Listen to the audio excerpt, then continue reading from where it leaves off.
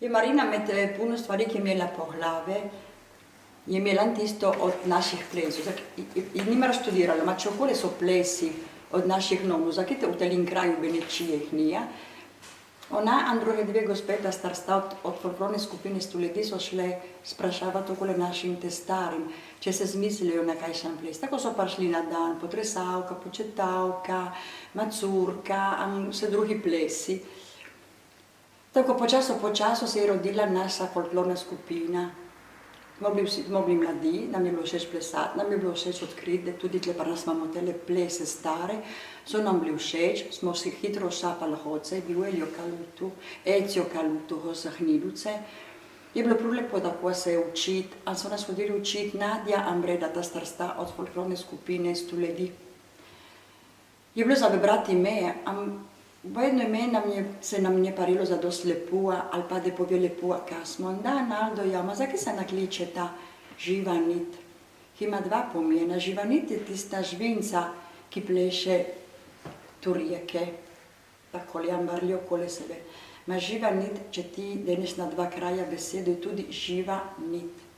Jedna nit, ki ostane nima živa, in ki veže vse Slovenije. Na teli kraj meje, a na drugi kraj meje, a vse Slovenije po svijete. Tako nam je bilo všeč tiste ime, a tiste ime je ostalo. Ja, takrat smo bili, se je rodila približno 40 let od tega, ta folklorna skupina Živa nit. Podlancaj se je še prekinila, zakaj nismo imeli harmonike potlej, je tako šlo naprej, da smo imeli nimar tolo želje, da oživije. Na koncu je spet oživjela, zato le moramo biti hvaležni Piju in Marini, ki so se povezali skupino Razor iz Tolmina, smo naredili delavnice, smo začeli spet plesati, smo se spet šapali, recimo plesavci od tekrat. In tako gremo naprej, kar se gledamo, vidimo tudi, da imamo ne lijata, nimamo več 20 lijat. Tako nam je prišlo tu pamet, da bi bilo lepo učiti tele naše otroke, da tela nit bo le naprivezala, da bo vezala našo generacijo s tistimi bolj mladimi, ki se troštamo, da ostanejo tle. In tako smo začeli počasu z delavnicami v šoli na poletnem soncu. In vidimo, da otroci so prav veseli tega, in je všeč plesati, in je všeč se učiti. In kar je lepo, je, da kar pridijo domov, nam pravijo starši, da uče tudi starše tam doma plesati.